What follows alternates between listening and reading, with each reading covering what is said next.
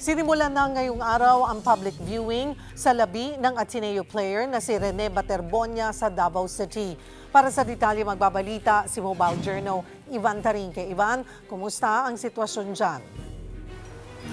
Cheryl, sa mga oras nga na ito ay nakapila na yung ilang mga taga-suporta at mga gustong sumilip sa loob para nga magbigay suporta para nga dito sa Yumaong Rising basketball player na si Rene Baterbonia.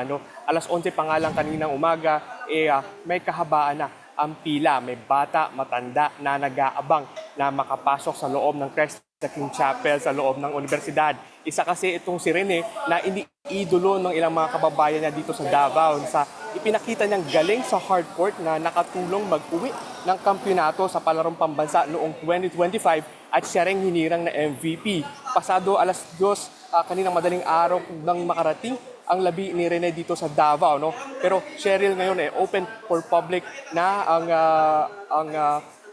ang sitwasyon dito, pero kailangan magdala ng mga bibisita dito sa may Ateneo de Davao ng kanilang mga valid ID para makapasok sa loob. Cheryl. Nagkaroon na ba kayo ng pagkakataon na makita at makausap ang mga magulang ni Rene?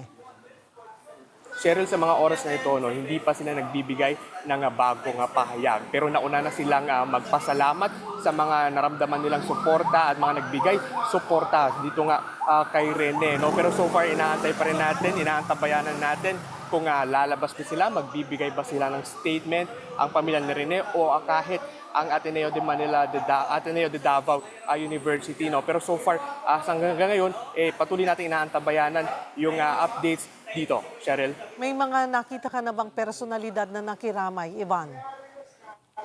Cheryl, sa mga oras na ito, wala pa tayong nakita. Pero kanina ay nakita natin yung ilang mga miyembro o mga teammates ni Rene dito sa Ateneo de Davao. Ito yung mga naging teammates niya noong palarong pambansa. Pero hindi na sila nagbigay ng statement, hindi na sila nagpa-interview sa atin. At nakita lang natin na talagang nagbigay sila suporta para kay Rene at patuloy nga natin na antayin yung kung meron bang darating dahil nauna nga dumating si Senator Robin Padilla noong nakaburol si Rene sa Maynila. Pero ngayon ay naantay pa natin, naantabayanan pa natin kung meron bang mga personalidad na darating dito. Cheryl? Saan at hanggang kailan ang public viewing? Tama ka dyan, Cheryl. Ang public viewing ay nandito sa Ateneo de Davao Senior High School building. Dito yan sa may Bangkal. And open siya ngayong araw, Cheryl, mula alauna ng hapon hanggang alas 5 mamayang hapon. Pero bukas naman hanggang linggo, pwedeng mabisita at pwedeng sumilip yung ilang mga taga-suporta mula 10 a.m. hanggang 10 p.m. Pagkatapos kasi ng Cheryl, dadali na si Rene doon sa kanyang hometown sa Talacogon sa may Agusan del Sur, kung saan nga doon na siya ihatid sa kanyang huling hantungan. Cheryl? Maraming salamat, Mobile Journal Ivan Tarinque.